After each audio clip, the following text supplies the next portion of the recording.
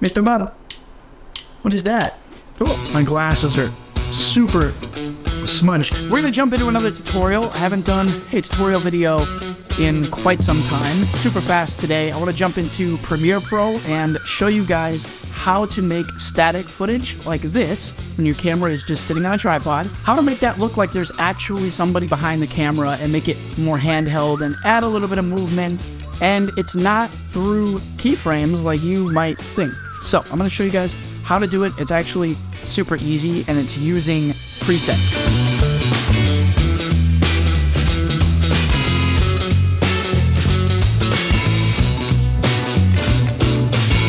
So I use presets as a tool as much as I possibly can in my videos to give it that extra spice. It's a camera shake pack. So basically you drag and drop the effect that you want onto your clip, and it'll take a boring stationary clip and add a little bit of movement to it. So it'll automatically keyframe everything. You don't have to sit there and move frame by frame and move the keys and move this and adjust this and scale this and adjust the height and the length and the width and the skew and the rotation. That gets annoying really fast. So in this specific pack, we have 3 different folders to choose from. We have jerking motions, we have quick motions, and we have smooth motions. Now, for a shot like this, I would normally just go into the smooth folder and pick the smallest amount of motion possible, and that kind of makes it look like somebody's just holding the camera in front of me. These camera shakes actually work really well for handheld shots as well, just to make them look a little bit more stabilized.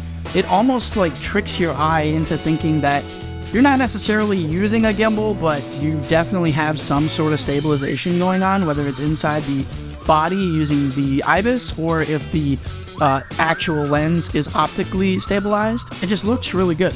Okay, so it does feel pretty good to make a tutorial video again, and just something quick, something that doesn't take forever, that doesn't have to have a ton of story, doesn't have to have a ton of like cinematic angles.